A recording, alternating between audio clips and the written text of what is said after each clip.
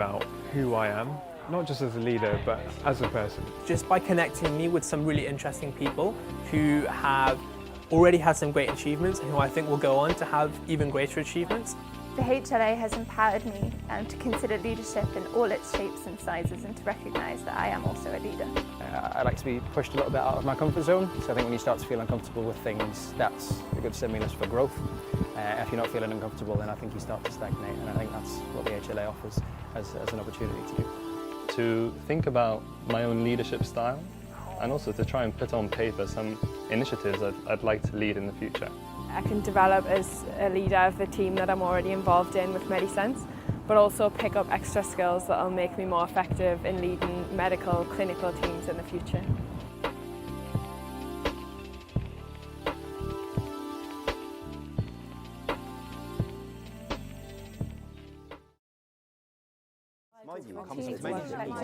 Leadership is effective because it creates Strong leadership inspires people to work independently, but it takes real skill in leadership to bring people together for real change.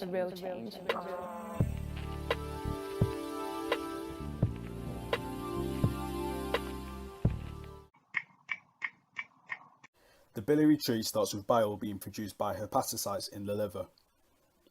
The bile can be stored in the gallbladder, which drains into the cystic ducts, or the liver can directly secrete bile via the left or right hepatic duct, which unite to form the common hepatic duct. The common hepatic duct and the cystic ducts unite to form the common bile ducts. And secretions from the pancreas will drain via the pancreatic duct to meet the common bile duct at the hepatopancreatic ampulla. All these secretions can then flow into the duodenum for their function, more specifically in the second part of the duodenum. These secretions are controlled by the sphincter of Oddi, which is a muscular sphincter surrounding the hepatopancreatic ampulla. So that's a quick presentation on the anatomy of the biliary tree.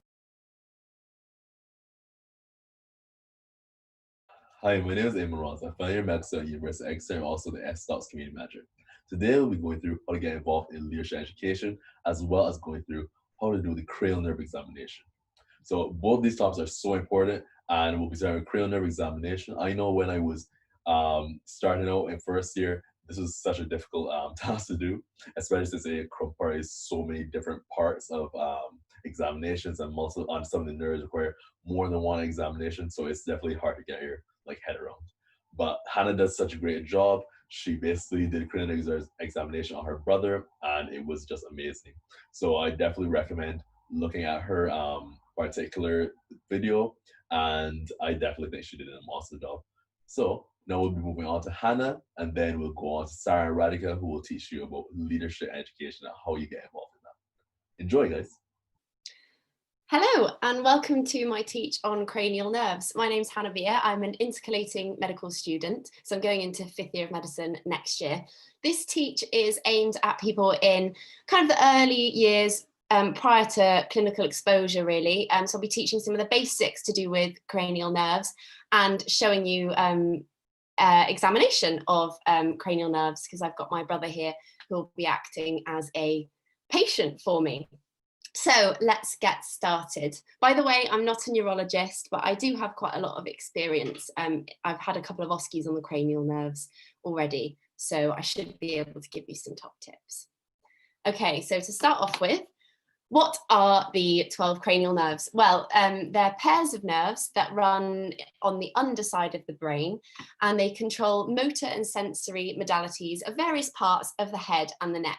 So they come in pairs, and there's 12 of them, so there's a lot to learn. So I'm going to give you a bit of an overview about how you might go about beginning to remember these nerves and what they do, and then how you can relate that to your clinical examination. So how are we going to remember all 12 of these nerves then? So they come a lot of the time with Roman numerals, so it's worth having a little read about your Roman numerals if you aren't quite sure. Don't worry, I didn't know Roman numerals in first year of medical school either. Really simple though, so go and look it up. So they're numbered 1 to 12, and they run through olfactory, optic, oculomotor, trochlear, trigeminal, so on. You can read for yourself. And A clever way of remembering all 12 is via a mnemonic, because it's kind of handy to remember what order they come in, and in an exam setting, such as like a multiple choice or something, you can use the mnemonic to help you remember what number each nerve is before it becomes second nature. The more familiar you get with them, the more you'll be able to remember, oh yes, facial nerve, that's nerve number 7. So the mnemonic that I've used is ooh, ooh, ooh, to touch and feel very good velvet, ah, heaven. Bit silly, I know. You can probably make your own mnemonic to help you remember it better, but that will just help you to remember the actual names of the nerves and what order they come in. So another thing that's quite useful to remember is what modalities each of these nerves carry. So are they a sensory nerve? Are they a motor nerve? Or do they fulfill both functions? And for this, we of course have another mnemonic. Some say marry money, but my brother says big brains matter more. So where you see an S, that of course means it's a sensory nerve, M, motor, and B means it carries both modalities. So I used to, in our multiple choice exams, which we have in Exeter Medical School, write those down on a bit of paper in multiple choice exams. So I definitely couldn't get things wrong. It just helped me to get things straight in my brain. So it's important to remember what the nerves are called, what number they are, and what modalities they carry. It's a good place to begin. So there's lots of summaries of all of the cranial nerves and exactly what functions each of them fulfill. I'm not going to regurgitate that here for you right now, because you can have a good read for yourself. It's basically just important that you remember a few key features about each nerve at this stage, and you can remember broadly what they do. I don't think it's worth, in the early stages, getting bogged down with exactly what nerve does exactly what portion of innervation of the taste of the tongue, for example. You can get quite bogged down with all of that detail. So just keep it simple for now. And Geeky Medics has a really good overview article with a little PDF table that you can download at the end, which is good for starting out. So I'd recommend that. So let's dive into now some of the actual nerves and what they do. So I'm going to start by talking about some of the nerves that come first. The olfactory nerve is nerve number 1. That does smell. So let's park that. Let's move on to nerve number 2. That does vision. So most of the nerves at the front end of that table of 12 are to do with your eyes, sensing the light, and also moving your eyes around. So I think that's a good place to start. So nerve number 2, cranial nerve number 2, is the optic nerve. Now this is only a sensory nerve. This senses the light coming into the eyes. Then all of the other nerves to do with the eyes are movement nerves. So the oculomotor, trochlear, and abducens nerve all move the eyes.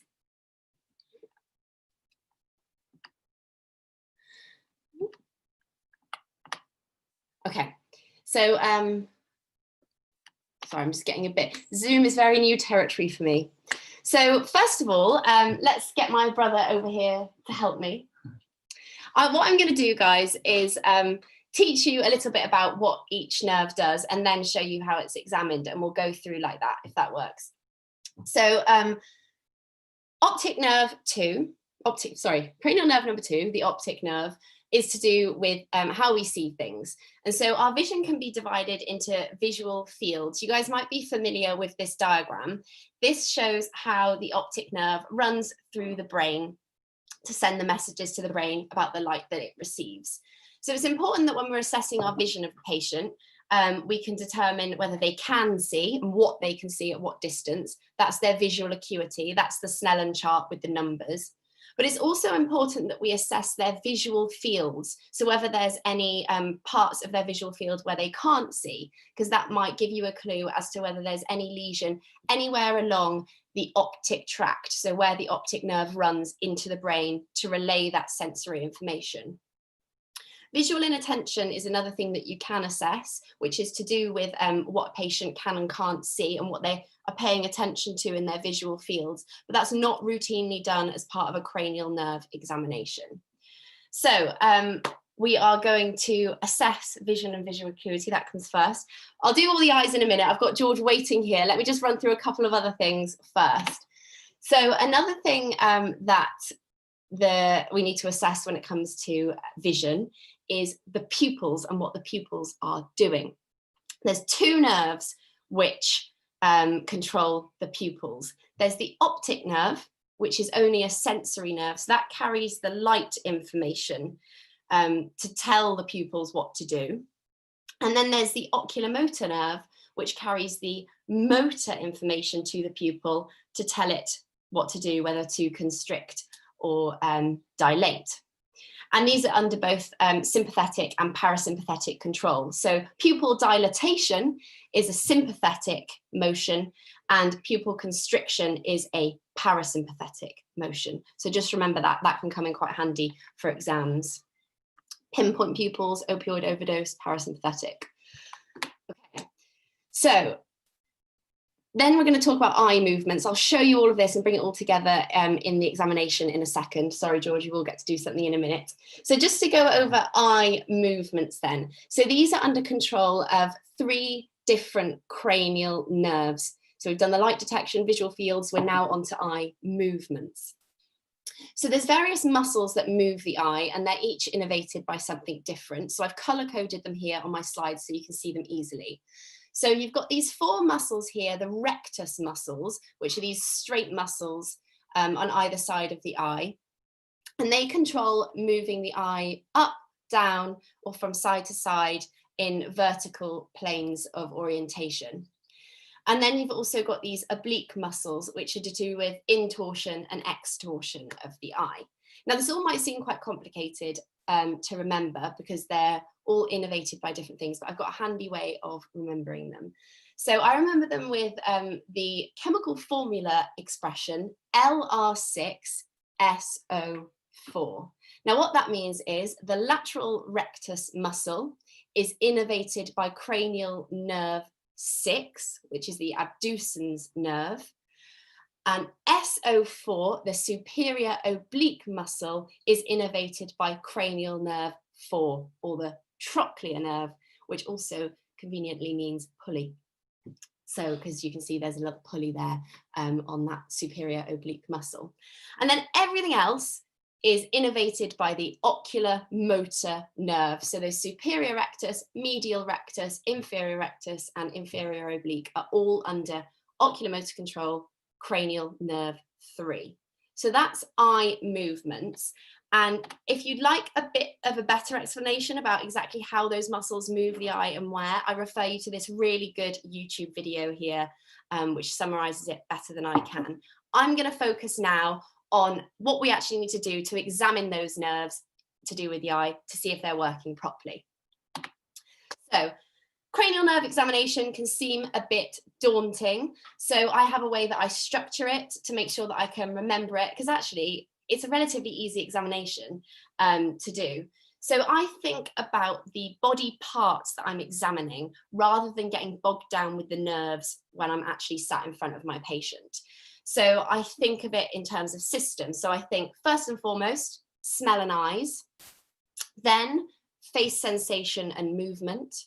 Then I think hearing and balance, tongue and swallowing, and then finally I'm on the home straight doing my head and neck movement. This just groups the nerves together in a way that's a little bit easier for me to examine rather than just going 1 through 12. And I find it just helps me to remember it better and it makes it flow a bit better. So when might we be doing a cranial nerve examination? Well, it's indicated if a patient comes in with headaches, any visual changes or stroke-like symptoms such as facial drooping, unilateral weakness or paralysis, any problems with their speech or swallowing, or any hearing or balance changes. So there's various scenarios where we might want to pull out this examination. So let's begin examining. So first of all, you'll go into your OSCE station and you must make sure you read the OSCE brief, because sometimes they might only ask you to examine nerves 1 to 6 or whatever. So you must make sure you're doing the right nerves rather than just running through the whole examination if it's not asking you for that. So we're going to start off with an introduction. Let me go and sit here. Can I reach the mouse from here? I can. So I'm going to explain what the procedure involves and gain consent. So, hello, George. I'm not meant to know your name, you're just a patient. Hello there, my name's Hannah Beer. I'm a 4th year medical student at the University of Exeter, and I've been asked by the doctor today to come and examine your cranial nerves, which are the nerves that provide innervation to your face, your neck, your hearing, your balance. Basically, I'll be examining your face today and asking you to do a few things. Does that sound like it would be okay with you? That's fine. Could I just confirm your name and date of birth, please? George Beer, 20th of November 2000. Lovely, thank you. Is it all right if I call you George? That's fine. Great. So at this point, I'd of course wash my hands and get my bits and bobs ready. So for the purposes of this examination, I've got a few things. Obviously, when you're in an OSCE station, look at what they've given you. What they've given you will give you a clue as to what you should be using. So here I've got a pen torch. I've got a neurotip. Well, I've got a pencil for now.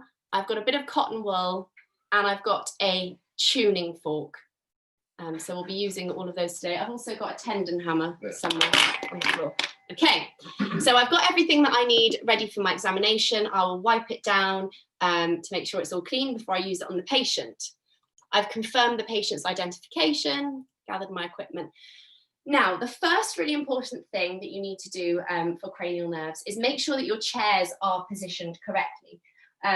I have been a mock patient on somebody who's failed a cranial nerve examination before for examining a patient supine on the bed. Don't do that. You want to be facing the patient. You want to be roughly the same height. Unfortunately, my brother's a little bit taller than me, so he's not quite at my eye line, but ideally your eyes should be meeting. Your knees are just about touching. You're about 1 meter away from the patient. Don't worry, this is my brother. Social distancing doesn't apply here.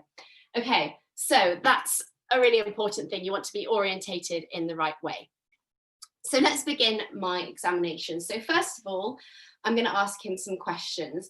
Have you noticed any changes to your sense of smell recently? No. No. Asking that question is enough to assess the olfactory nerve, cranial nerve 1. It's not, we don't routinely ask patients to smell anything. I presume often we don't have things to smell on hand. Now we'll move on to eyes. Have you noticed any changes to your vision lately? Any double vision or blurring of your vision? Okay. Do you normally wear glasses? No. No. Okay. My brother doesn't wear glasses. If your patient did wear glasses, you'd ask them to put their glasses on, but have a good look at their eyes before they put their glasses on, because they'll need them to be able to see you properly and for the examination to go on properly. So, first of all, I'm going to have a good look at my brother's eyes. So I'm looking for any asymmetry. Am I seeing any drooping of the eyelids? Is the pupil size symmetrical? Any gross abnormalities there? Then I'm going to move on to visual acuity. So cranial nerve 2, the optic nerve. Normally there's not a Snellen chart provided to you in an OSCE setting. So I found that a good substitute and a substitute for on the wards is getting someone to read your name badge. They kind of should be able to read your name badge from about 1 meter away. I'm not wearing mine right now, but George, could you please just read what it says to me on my name badge? Hannah Beer. And then I'd get him to cover the other eye. So you should have been covering one eye. Oh, okay. So can you read what it says here? Hannah Beer. And then I'd turn it over and get them to read something else. So that's fine. If they can't read your name badge, that's when you then progress onto something such as count fingers, visual acuity. So how many fingers am I holding up? Fine. The thing is, we know that George has quite good vision. Finger count vision is actually very crude. If you're at that point, you've clearly already lost a lot of your vision. So it's not really a reliable enough initial test for somebody who's got presumed healthy visual acuity. So you do that one eye at a time. Now we're going to move on to looking at the pupils. So for that, I've got my pen torch. Just going to stop. Should I stop sharing the screen? That's fine. Okay, so George, I'm just going to be shining a light in your eye now. It might be a little bit uncomfortable. Please tell me to stop if so. Patient comfort is important throughout. It doesn't matter if you do the examination a little bit wrong, you must keep your patient comfortable and safe. So we're going to be looking at direct and consensual pupil responses. So what that means is I'm going to be shining a light into the left eye to start off with, and looking at the left eye to see that pupil constricting.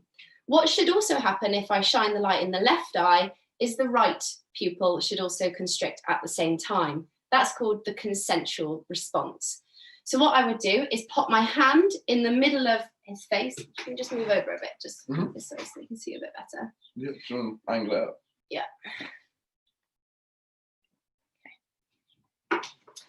So I'm going to be shining the light into your eye now. I'm popping a hand down the bridge of his nose so the light doesn't bleed from one eye to the other. I'm shining the light in the left eye. I'm looking for pupil constriction. I'm then shining the light in the left eye. I'm looking at the right eye, and the right pupil constricts normally. I then repeat that on the other eye. We can then also do the swinging light test to assess the pupil constriction. And what that tests for is a relative afferent pupillary defect. So obviously for pupils to constrict properly, they must first sense the light and then using the optic nerve, and then send a motor response through the oculomotor nerve to tell the pupil to do the constriction. So if you have a problem with the optic nerve, I might shine the light in the left eye, swing it to the right, and the pupil would dilate if I had a relative afferent pupillary defect. So the pupil would dilate in the affected eye, and that would be a sign of an abnormality, which of course is not present in my healthy patient. Cool, so we've done pupil responses. The last thing we should do there is then accommodation. So that's looking at what happens to the pupil when you focus on something close by and far away. In a healthy person, when they look at something close up, their pupils should converge, so come together and get a little bit smaller, so constrict. So George, I'd ask you to just look at that light switch behind me on the wall. And then when I tell you so, just to focus on my finger, which I'm holding about 30 centimeters away from his face. So look at the light switch and look at my finger. And I was just observing for the pupils converging and constricting. That was all fine. Okay, perfect. So we've done that. Now we're going to go on to visual fields. So to do this, you want to be sitting directly in front of your patient, and you're effectively comparing your visual field with their visual field. So George, could you just cover one eye for me, please? And you want to be covering the mirror image on yourself. And then using your hand about ½ a meter in front of you, and you want to be keeping it in that same ½ a meter plane the whole time. George, I'd like you to tell me when you see my finger come into your visual field and when you see it coming in, okay? Yeah. Yeah. Yeah. Now I'm going to change hands. Yeah.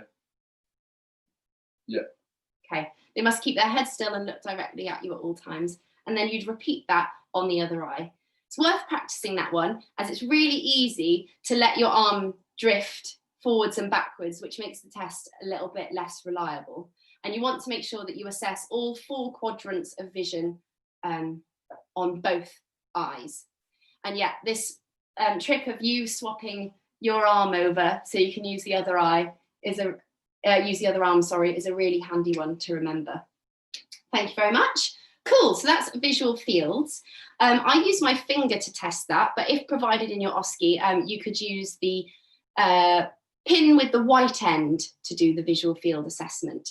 If in your OSCE as well, you've also been provided with a pin with a red end, that's telling you to assess the blind spot. And similar to visual fields, you'll be comparing your vision with their vision. So you'd get them to cover one eye. I'm moving in from both sides with the red pin very slowly. You'd ask them when they see the red pin and to tell you when it disappears for them, and that shows their blind spot. If they've got a large blind spot, that could be pathological. So again, you're just using your vision to compare to them. So that's assuming your vision is normal as an examiner. Okay, so we've done those special tests for the eyes, and the one that I like to leave till the end to make sure that I've done everything else before I do this one. I like to keep this one to the end, so it's like a marker of, right, I'm finished with the eyes now. I do eye movements last. So in order to do that, you ask your patient to sit still. And again, looking at your fingers They need to keep their head still and follow your fingers as you trace them in an H shape. Observing for smooth eye movements and looking to see whether they have any nystagmus, which is where the eyes kind of shake around a bit.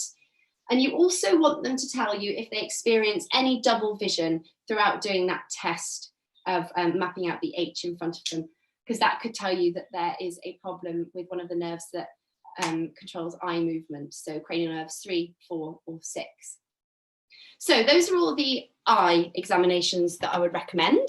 So we've done all of those ones there. So what do we move on to next? Well, next I like to examine the face.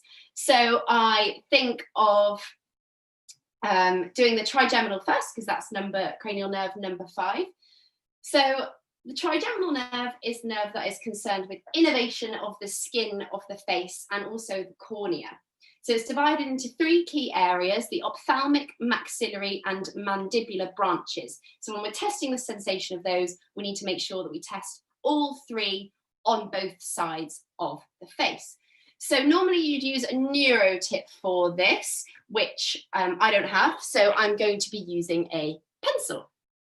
Principle is the same. So George, I'm going to be assessing the sensation of your face now. I'm going to be touching you with this little sharp neurotip.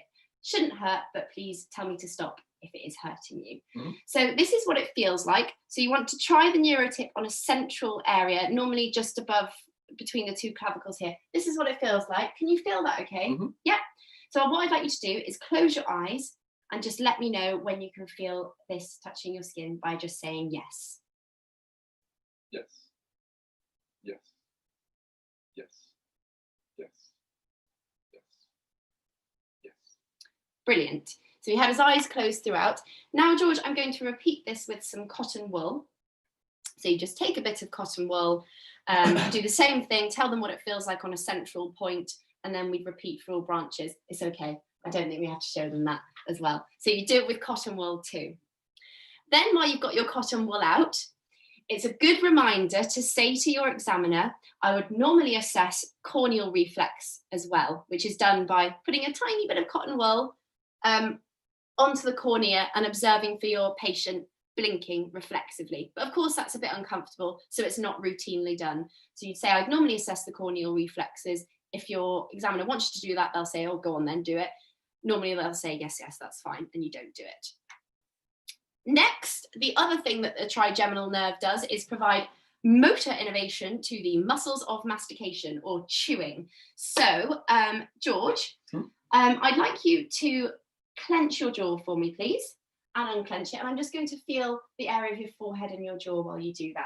So I'm feeling up here. If you clench, unclench, you should feel the temporalis muscle contracting. And then you also feel at the angle of the mandible, and you should feel the masseter muscle contracting. George, could you open your jaw for me, please? And I'm just observing that it's open nice and symmetrically. And now just don't let me close it. Just pushing it with my hand. And just swing your jaw to one side and resist me here. And swing your jaw to the other side and resist me here. There we go. We've assessed power of the mastication muscles as well. For completeness now, we will assess the jaw reflex, which is another job of the trigeminal nerve. So we do that by just placing a finger on the chin. I'd just like you to look towards me, George, and just relax your mouth. And you just, onto your finger, which is just underneath the lips, gently tap your tendon hammer, and you should see the jaw reflex nicely there. A very brisk reflex would be pathological. A brisk closure of the mouth would be pathological. Okay, so we've done face sensation and muscles of the jaw. Now is a good time to do the motor parts of the face. So this is the facial nerves job. Pardon me, it's very easy to mistake the facial nerve for controlling sensation. That's the job of the trigeminal nerve. So first of all, I'm going to have a good look at George's face. I can't see any obvious drooping or asymmetry, which might be a sign of facial nerve abnormality, such as Bell's palsy. The facial nerve also does an element of taste. So have you noticed any changes to your sense of taste, George? No. No, that's normally enough. And now we're going to assess the movements of the face. So there's the facial 4 movements, which I'm going to show you up close. So you ask the patient to raise their eyebrows like this, surprised, to purse their lips, to blow out their cheeks like a puffer fish, and also to do a big smile. So George, could you raise your eyebrows for me? And just purse your lips. Big cheesy grin, and puff out your cheeks. We're then going to oppose some of those motions. So George, could you raise your eyebrows for me, please? And I'm just going to try and push them down. Okay, puff out your cheeks, please, and don't let me push them in. That's great. And we can do the pursed lips as well. Purse your lips for me, please, and don't let me pull them apart. That's great. So that's the facial nerve done that's in charge of all the movements of the face. So this is our checklist. This is what we've done so far. So now is the right time to move on to hearing and balance. Now, technically, any hyperacusis, so loud noises, that is actually the job of the facial nerve, because the facial nerve innervates the stapedius muscle, which controls how loud we hear things. But I just ask this here and now because it just makes sense to think body systems for me at this point. So George, have you had any trouble hearing lately? No. Have you had any trouble with hearing sounds too loudly? No. No. Brilliant. So we're now going to assess the hearing, and we'll do each ear one at a time, covering the other ear. So what I do is do you want to move just to face the camera now? So I'm just going to cover one of your ears. I'm going to whisper a number, and I need you to tell me what it is. So I'm slightly rubbing the tragus on his other ear, not too vigorously. That'll just muffle the sound in the ear that I'm not testing. So I'm going to whisper a number. Can you tell me what the number was? No. Oh, right. It's clearly been blasting loud music. Let's try again. 44. Oh, you got it this time. And we'll do the other ear. 65. Okay, I'd do another number, but we don't want to embarrass you, do we? Okay, then we move on to doing Rinne's and Weber's tests with a tuning fork. Rinne's and Weber's tests are important in determining whether you have conductive or sensorineural hearing loss. So don't worry too much in a cranial nerve exam. They often won't ask you to distinguish between the two tests. So just think about putting the tuning fork in the right place for now. So I've got a fork here to demonstrate. One thing that examiners definitely hate is if you bash the tuning fork against the metal chair leg. It's far too loud. You really don't need it that loud. So the best way to make your tuning fork make a noise is just to lightly pinch it, and then it will start vibrating. So George, imagine this is vibrating, okay? So first of all, I'm going to start by doing Rinne's test. And I remember the way around it goes. Rinne's is right by the ear. That's how you remember it. So George, what I'm going to do is I'm going to place this tuning fork just on the bone behind your ear. I'd like you to tell me that you can hear it. I'd like you to tell me when you stop hearing the sound. And then I'm going to bring it in front of your ear, and you can tell me whether you hear it there. Okay? Okay.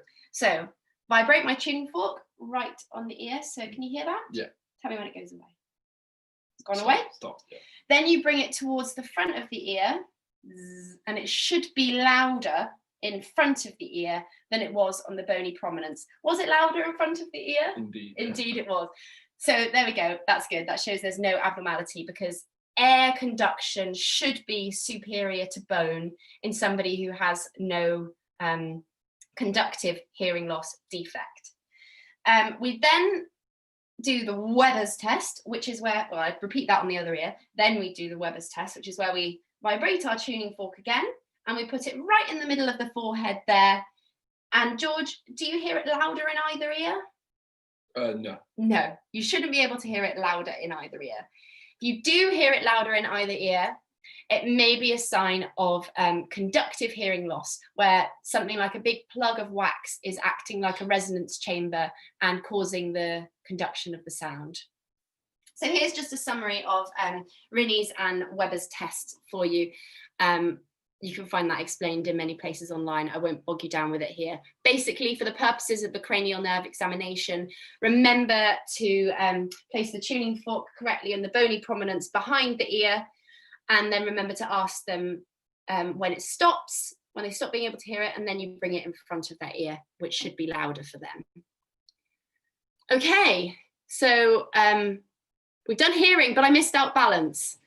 This is real life medicine, folks. It's because I'm trying to perform at the same time. So that was the hearing part of the vestibulocochlear nerve, cranial nerve 8. Now we need to assess your balance, George. So could you get up off your chair, please? And what you need to do is you need to ask the patient to walk on the spot with their eyes closed, but you need to be ready to catch them if they fall. So George, could you close your eyes, please, and just walk on the spot for me? And you'd be looking for any drift. George is absolutely fine there. That's great. Take a seat for me, please. So we'd sit back down. And there's a reason you do the cranial nerve examination in a specific order, to avoid the patient having to get up and down all the time. Okay, so that's the vestibulocochlear nerve done. We've done hearing and balance. We're now going to move on to the later cranial nerves, so tongue and swallowing, which are basically glossopharyngeal, vagus, and hypoglossal nerves. So I don't actually have a tongue depressor on me, so I'm not going to touch your tongue today. But basically, the first thing you need to do to assess the glossopharyngeal nerve and the vagus is to have a good look at the soft palate. So that area at the back of the mouth where you see the dangly bit coming down, that's your uvula. When you say "ah," you should see the soft palate move up like a roof coming off a house. And that is normal, and it should be symmetrical on both sides. So George, I'm just going to shine the light into your mouth, please. Could you just stick your tongue out and say "ah"? Nice contraction there, and his uvula is nice and central, so that's all normal. Have you had any problems with your swallowing recently? No. Okay. Could you just swallow for me, please? And could you just cough for me, please? Seems a bit weird coughing on me in a COVID world. Okay, that's normal. He's got a nice cough there. You'd also turn to your examiner and say, I would assess the gag reflex, but obviously that's not routinely done. That would be done with a tongue depressor or something just towards the soft palate. So that's fine, we've got that done. Also, George has been speaking to me today. I've not observed any hoarse voice, so I don't think he's got any vagal nerve pathology. I don't think he's got a problem with his recurrent laryngeal nerve branch of his vagus nerve. No hoarseness there. Good. Okay, so now I'm just gonna, to finish that bit off, have a good look at the tongue just to check for any asymmetry, any deviation, or any fasciculations of the tongue. Okay, so the tongue is nice and symmetrical, there's no fasciculations, it's not deviating to one side or the other, which would be a sign of a hypoglossal nerve lesion. Now I'm going to just test the motor capabilities of the tongue. So George, I'd just like you to stick your tongue into one of your cheeks, please, and just don't let me push your tongue away. And just the other side. Like that. So if you guys couldn't see that properly, George is just putting his tongue in his cheek like this and resisting me pushing it. That's fine. So that assesses tongue power, which is the hypoglossal nerve. Okay.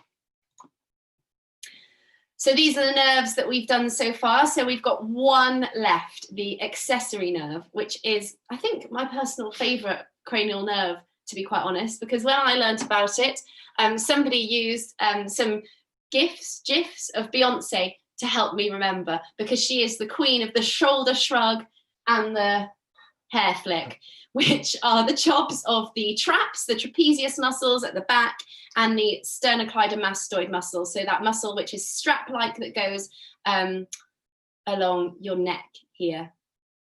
So to assess this, we need to see whether George can shrug his shoulders. So George, could you just shrug your shoulders up and down for me, please? He has recently dislocated his shoulder, so might cause him some pain. That's great. And could you just turn your head from side to side, please? That's brilliant. And now we're going to resist those movements just to check that power is intact. So could you shrug your shoulders up, please, for me, George, and just don't let me push them down. That's great. And turn your head to one side for me, please. And don't let me resist me. Didn't phrase that very well. And turn your head to the other side, please, and just resist me. That's great. Thank you very much. Okay. That concludes the examination. Thank you very much. I'll just, at this stage, wash my hands and thank my patient. So we've done all of the cranial nerves. So of course, I'm going to thank my patient, say that concludes the examination, wash my hands again, and present my findings to my examiner if that's appropriate. So that concludes my teach, guys. Thank you very much for watching. I've tried to make it quite quick, so if I've whizzed through anything and got you confused, please feel free to ask me a question. Thank you very much, George, for being my patient. Okay. And my top OSCE tips that I would give to you guys are just practice, practice, practice on anyone that will let you practice on them. It's really good to practice with somebody who maybe isn't doing medicine, because it makes you realise that some of the instructions that you might be giving aren't necessarily that easy to follow. As in, George, sometimes I wasn't very clear, right? I'm a little bit rusty. It's been a while since I've done an OSCE, as I've been intercalating for the last year. But just make sure that the instructions that you're giving to your patient are clear and they know exactly what you're asking them to do. Also, make sure you warn and explain them before you do anything, explain to them before you do anything what things might entail, because you'll obviously be coming at them with relatively sharp things in the cranial nerve examination, such as the neurotip. Also, always remember to dispose of your waste appropriately in an examination. So if you have a neurotip, make sure you pop it in the sharps bin. And I cannot stress this enough, make sure you're sitting in the correct position, because you will definitely fail the station if you're not sat appropriately with your patient, particularly for the eye examinations. So thank you very much, guys. I hope it was helpful. Thank you. Take care. Thank you so much, Hannah. That was great. I think that was really useful, and I mean, I feel like anyone that watched it can learn a lot about cranial nerve examination by doing that, and I think we all should have a good idea of cranial nerves. I mean, cranial nerve palsy just happens so much in hospital, regardless of like what specialty you're in. It could be ED, ophthalmology, ENT. So I definitely recommend like learning that as much as possible, watching Hannah's video, and like just getting to make sure that you know everything. So thanks, Hannah. And now we'll be going on to Sarah and Radhika, who will teach you about how to get into leadership and education. Leadership and education are so important for any CV, and it's basically what you need to apply to quite a few different specialties, especially the more competitive ones. So I definitely recommend watching this video, learning what to do, and getting involved as early as possible, especially if you want to get into like something like surgery or something like that. Yeah, so take it away, Sarah and Radhika, and enjoy, guys. Hello, my name is Radhika and I'm a final year medical student from Queen's University Belfast. And I'm Sarah Saram and I'm a final year medical student from the University of Birmingham. We're both really excited to be able to welcome you to our Master in Medicine conference, and we hope that you'll find this talk really enjoyable as well as useful. This talk is basically it's meant to try and open your eyes up to the many opportunities that are available to you in medical school, and how this can find a strong CV for any portfolio. So just a disclaimer before we start, this is just our perspective as final year medical students, and in no way do you need to do all the different things that we suggest and take on any advice that we do give in this talk. We haven't done everything ourselves. We just wanted to give this talk just to give a bit of advice kind of to our younger selves, and to give some younger year students just a bit of insight into what they can do over medical school, just to make their portfolio and their CV more competitive in the future. So with that, I'm going to start to talk about why it might be a good idea for you to talk about your portfolio now and the different portfolio requirements. So why do I need to think about my portfolio now?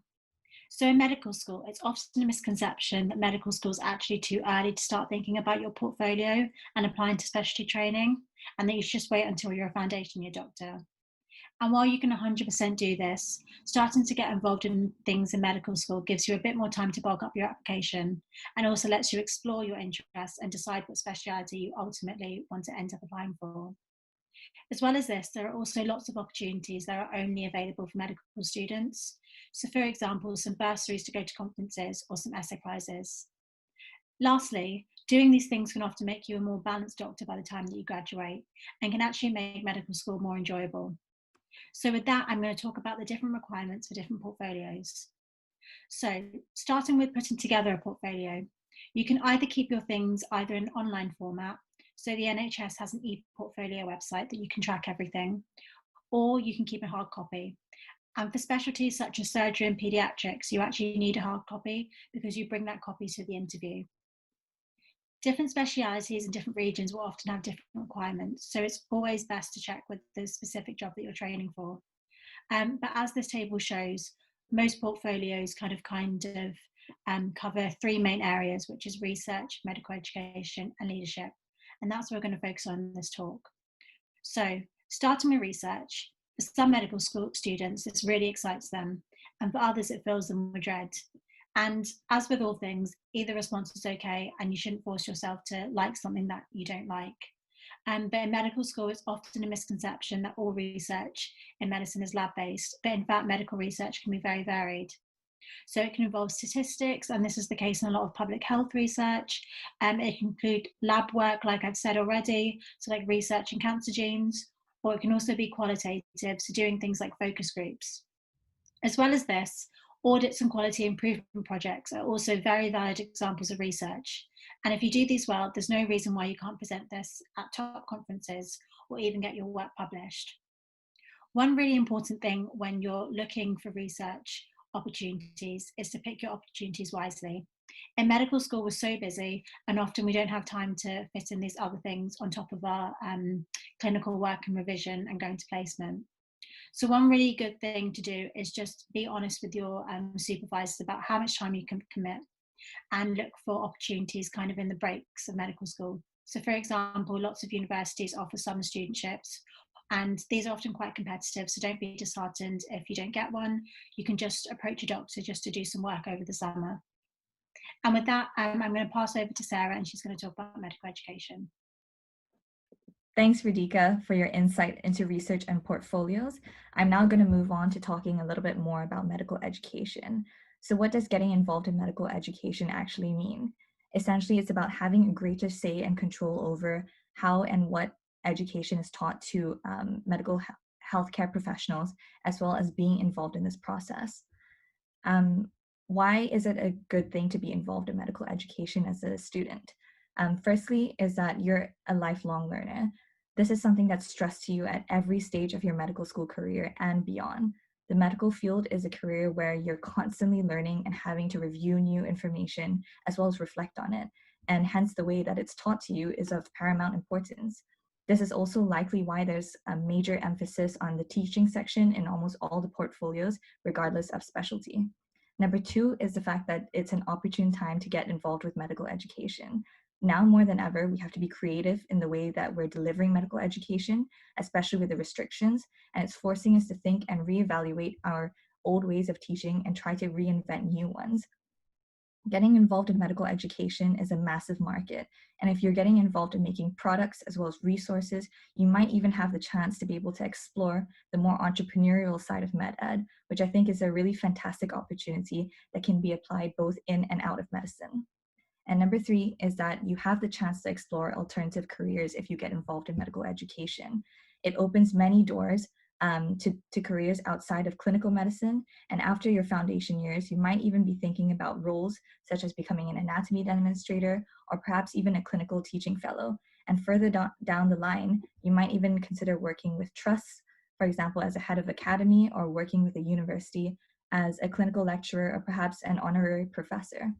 Personally, I built my love for teaching throughout medical school, and it was a real process, and one where I really had to put myself out there. I started off with becoming a BLS instructor, and then I was involved in more schemes as well as charities that allowed me to take on more and more teaching roles. My main takeaway from medical education is that in all my experiences, I've basically found that it was very, very hugely gratifying, and it also forces you to step out of your comfort zone, as well as gain really valuable skills in presenting. But the next slide is me talking about the formal ways in which you can get involved with medical education. And I wanted to show you guys this because they're available to you both in medical school and after medical school. And bear in mind that these all count for points on your portfolio under the teaching section, under teaching qualifications, as well as extra degrees. So starting off with the intercalated years as a medical student. This is usually a year out of the medical curriculum, and the earliest you can take it on is after year 2 in medical school, and you'll find that some universities can offer MSCs in medical education. And one of these is Brighton and Sussex, which offers an intercalated MSc in medical education. I would highly recommend looking at the website www.intercalate.co.uk, which has loads of information all the intercalated degrees offered by all the universities. A big pro about doing an intercalated degree is the fact that you have essentially 1 year of protected time for you to be fully involved in the theory of med ed, as well as pursuing projects and research in this area. The next step along this formal pathways is the academic foundation program. Granted, it's one of the more competitive foundation programs to get involved with, but what it does allow is, again, one rotation, which is about 4 months during your F1 and F2 years, away from your clinical responsibilities, where you can experience one of the following areas, which is clinical research, medical education, or leadership. And finally, the last formal pathway to think about is as a postgraduate, where you can possibly enter into a 3-year master's program in medical education. It's a 3-year course where you get a certification in each of the different years. And the first one is your PG Cert, and then the second one is PG Dip, and then the third one is the Masters in Med Ed. And what this allows you to do is work with universities once you have this qualification. So now I'm going to move on to talking about the opportunities available to you at university and how you can get involved in medical education as a student. And I've tried to keep these pretty general, as I know that not all medical schools will have the same opportunities. So this slide is just to kind of get you thinking, as well as being aware of the opportunities that might be available to you. The first one is getting involved in teaching and mentoring schemes. These are a great way for you to get started in teaching at university, and they do count for portfolio points, depending on how long the course is, obviously. They usually get held by societies, for example, teaching a module or an examination in a year group, and you can often get certificates as well as feedback from the people who are receiving your teaching session, which is a major plus because you do need to have evidence on your portfolio to basically show that you have done this. If you're in your clinical years, I would look into whether there's already an established buddy program or teaching program at your hospital, as you can kind of kill 2 birds with 1 stone at placement whilst you're teaching the younger years over a period of time, and try and gain feedback as so that you have evidence for your portfolio. My top tip in this section is when you do a teaching session where it's over a period of time, it's much better than doing a one-off session. So specifically in the IMT, so the internal medical training portfolio, you score more points if you're teaching over 3 months than if it's only a few times less than 3 months. And this is just something to bear in mind. My second area to think about getting involved in is making learning resources. So more and more societies are essentially getting involved with making webinars as well as virtual conferences and other types of resources. These are likely to be the future of medical education, so getting involved in them will be really hugely beneficial towards you.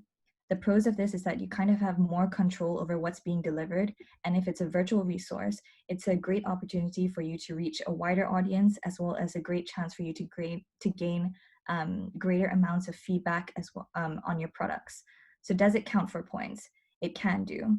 I'm going to use the example of the internal medical training portfolio again, where designing a teaching course and delivering it over a course of 3 months counts for 6 points under the teaching section, but just making the learning resource alone actually doesn't count as a point.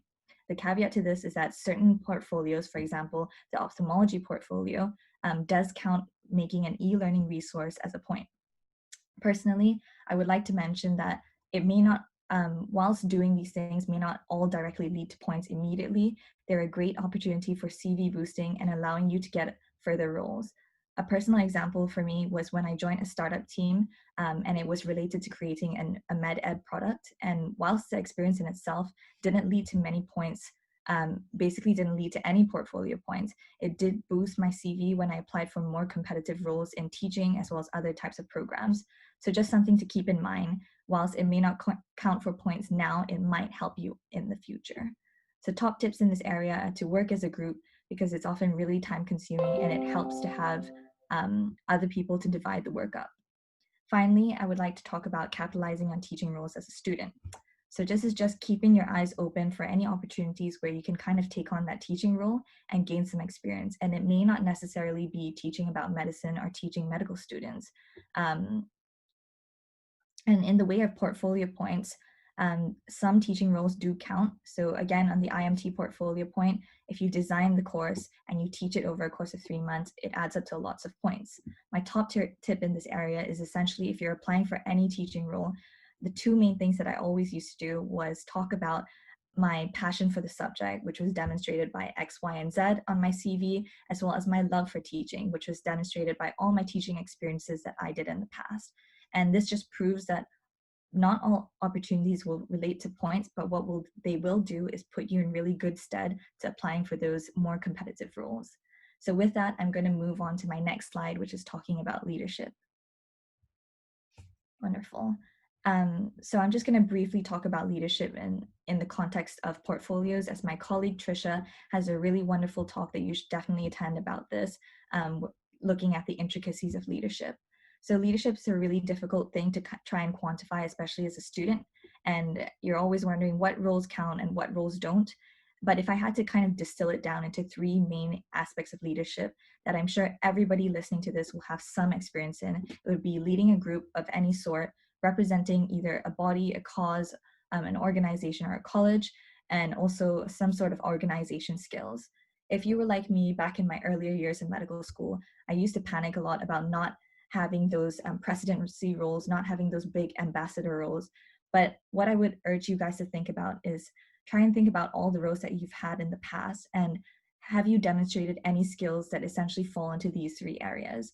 Granted, those experiences may not count as portfolio points, but what you did demonstrate are leadership qualities, and these go a long way when you're going to write them down in your CV and essentially apply for those more competitive roles in the future, and will help you in securing those roles. Now I'm going to talk about the fact that leadership is actually a process, and it's a gradual process. Often as medics, we really want things to happen instantly, and with leadership, there's actually an element of being able to prove that you are up to the task and to build up that strong enough CV so that you can show that you're fit for roles with more responsibility. So I'm just going to use an example here on how building up leadership roles as a student is really important. So starting out, for example, if you have a role within a society that may not necessarily be presidency, it's a fantastic way for you to gain marketable skills, such as working effectively in a team with like-minded people who are also passionate about the same cause, as well as getting a chance to organize events and gain experience in this. However, it does not necessarily count as points under the leadership section of any of the portfolios, but what it can count under is interest for the specialty if you join a related society. The second thing is that society roles can then lead you on to applying for ambassador roles and being successful in securing an ambassador role. For example, if you're an ambassador for a college, so a lot of the Royal Colleges recruit ambassadors from universities to basically be able to act as kind of a liaison student between the college and the university, and communicate about events as well as represent the college. These often require you to be in contact with the college, as well as get invited to events that are held by the college, which are key events which will essentially help you to network and build connections earlier, which can help you out and be a lot more useful than you might think. A personal example is the current project that I'm actually working on with a friend of mine, which is a systematic review. The reason we got into contact with a supervisor for this is because she was organizing an event through a society and contacted him as a speaker, and then established that connection and later contacted him about the project. And this basically goes to show how useful networking can be in securing projects, as well as getting people to help you out later on in your careers. Again, this doesn't count as portfolio points under your leadership section, but what it can count under is interest for the specialty. Finally, ambassador roles might then lead on to regional or national roles, and they have all the former perks that I've talked about, plus additional responsibility, usually in the organization or the project that you're doing, and you have more jurisdiction over the way things are run. And if the role is within a region and it's a managerial role or a trainee representative, for example, then it will count in the way of points on some of the portfolios. But do bear in mind, certain portfolios have very specific requirements, so it's just something that you need to think about. And I would highly recommend looking at the portfolio that you're interested in. So that wraps things up for the leadership section, and I hope this talk hasn't caused too much stress or anxiety to anyone. And it's really just to kind of make you aware of what's out there and have some helpful advice and guidance if you're in your earlier years of medical school and don't really know what's going on. So in conclusion, I'd like to think about 5 top tips that myself and Radhika would hope to impart on you after watching our talk. The first one is that starting early and documenting is a really big and important thing. I hope this, what you've gained talk is that it's that building a portfolio and building a CV is a marathon and not a sprint. And it's something that usually requires quite a bit of time, and starting early is not a bad thing. Keep a record of everything that you do, as well as all the certificates that you receive. I would highly recommend printing out the portfolios that you're interested in, highlighting the areas that you have done, as well as the gaps in what you've done, and targeting those areas. And it can often help to be able to plan out the kinds of opportunities that you want to take as a student for the rest of the medical career that you have in med school, as well as outside of medical school. My second tip would be doing a lot of things doesn't necessarily equate to being very successful or a lot of achievement. And there's a huge amount of opportunities at medical school, but they're not all necessarily worthwhile. So it's easy to get sidetracked by many, many things that other people are doing, but take a moment to think about what you're applying for and what you can get out of it. Be strategic with what you do, because it saves you an immense amount of time, which will really only get more limited as you graduate. Do your research with your opportunities and ask yourself, what am I getting myself into, and can I commit to this opportunity? More often than not, I found that tackling less things but putting in more effort was often a lot more rewarding than trying to spread myself really thin and tackle lots of things half-heartedly. And finally, from me, it's not all about the points, which might seem kind of counterintuitive to this talk, but hopefully what it has shown you is that building that CV that's really strong, that may not necessarily count for points, is just as important, because you want to have that variety of experience and roles, and those are really valuable, and they help to make you a really well-rounded student as well as junior doctor.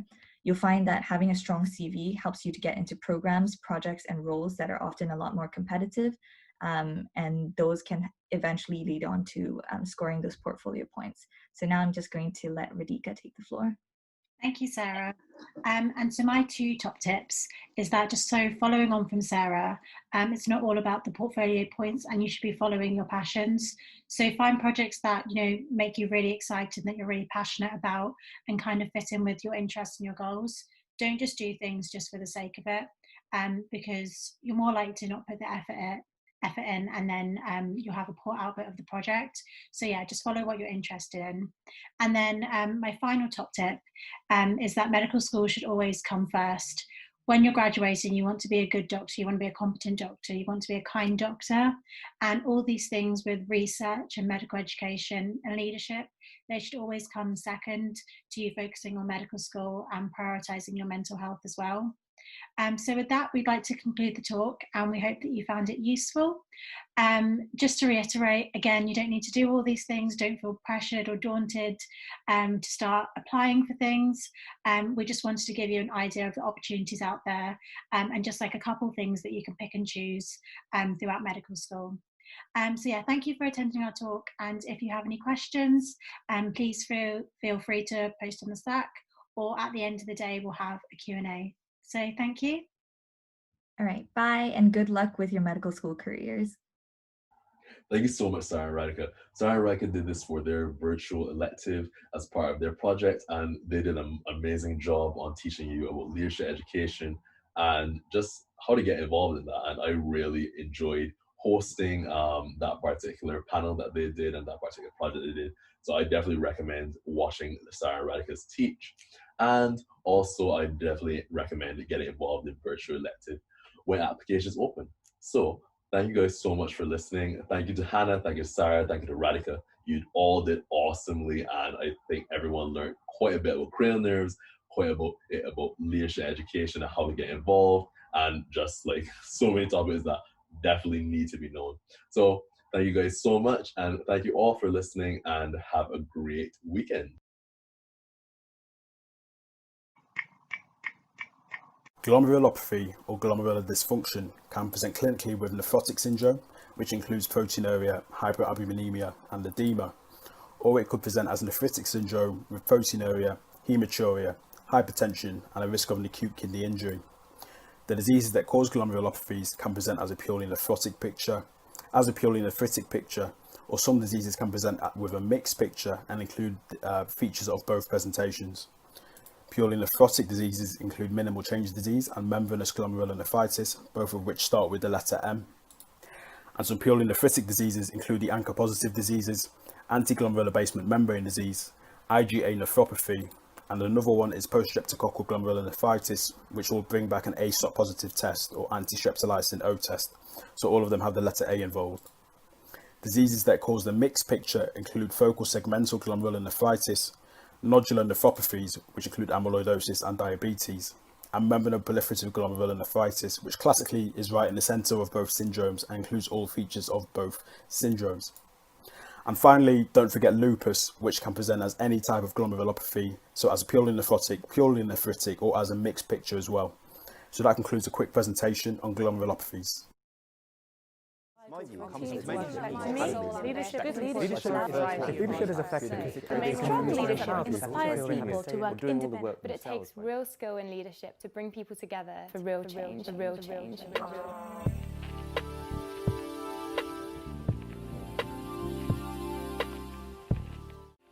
I think one of the most important things I hope to achieve is to get to know other colleagues and how they're meeting their challenges and kind of the ways that they look for solutions to problems, especially in leadership. I'm really hoping to learn from the faculty and also my peers and see how I can develop as a leader. So it's actually inspired me to really think deeply about who I am, not just as a leader, but as a person. Just by connecting me with some really interesting people who have already had some great achievements and who I think will go on to have even greater achievements.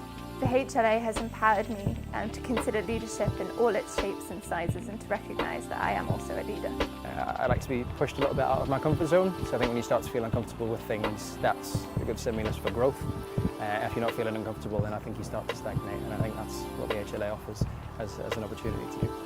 To think about my own leadership style, and also to try and put on paper some initiatives I'd like to lead in the future. I can develop as a leader of the team that I'm already involved in with MediSense, but also pick up extra skills that will make me more effective in leading medical, clinical teams in the future.